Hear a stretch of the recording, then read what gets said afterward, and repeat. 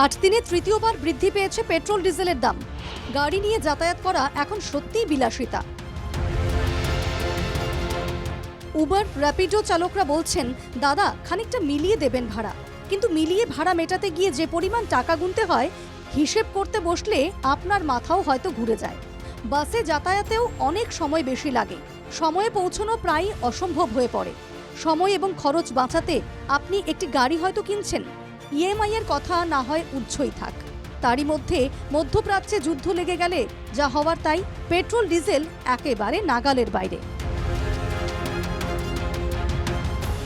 হু হু করে বাড়ছে পেট্রোল ডিজেলের দাম। তেল ডিপোর মিটারে পাল্টে যাচ্ছে দাম। পেট্রোলে তো আজকে তো দাম বাড়ছে, আজকে প্রায় 85 পয়সা না কত পয়সা তেলের দাম বাড়ছে। এক সপ্তাহের মধ্যে 3 বার তেলের দাম বাড়ছে। তো আমরা যে আগে যে ভাড়া মারতাম 10 টাকা করে এখান থেকে বাজার, ওই ভাড়াই তো এখনো মারছি, কিন্তু আমাদের মানুষ পয়সাই দিতে চায় না। যি ধৰণে মূল্যবৃদ্ধিৰ ওপৰত কৰ লগাইছে পেট্ৰল ডিজেলৰ সামগ্ৰী, এই ধৰণৰ দুখীয়া জনসাধাৰণৰ জীয়াই থকাটো আগন্তুক দিনত নিশ্চয় অসুবিধা হ'ব।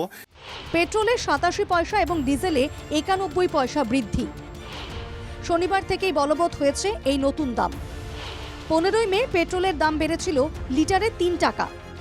19 মে লিটারে 90 পয়সা বেড়েছিল পেট্রোলের দাম। এই পরিস্থিতিতে কার্যত আত্মসমর্পণ করেছে কেন্দ্রীয় সরকার। দাম বাড়বেই, ভুগতে হচ্ছে সাধারণ গ্রাহকদের।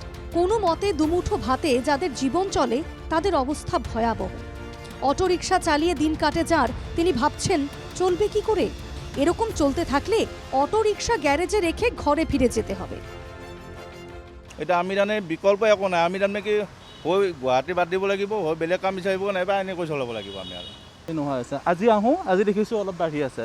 আকৌ যদি কালি আহোঁ, কালিও বাঢ়ি আছে। এনেকৈতো বাঢ়িয়ে গৈয়ে আছে। ক'ব কাক, শুনিব কাক, এনচাৰ দিব কোনে, তেনেকুৱা হৈ আছে। আৰু আমাৰ জনতায়োতো এনেকুৱা হৈ আছে ন, যি কৰিছে আমি তাতে মানি গৈয়ে আছোঁ ন।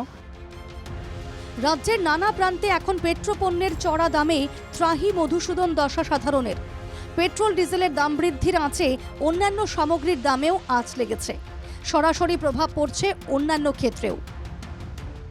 এতিয়া ক'ব পাৰে কম মানে কি কম, কোৱাৰ ভাষা নোহোৱা হৈ গৈছে।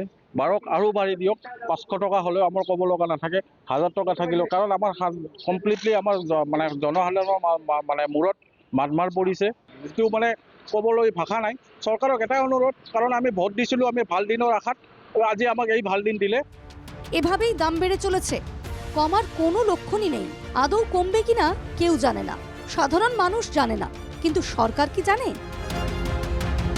Bureau report, NKTV Bangla.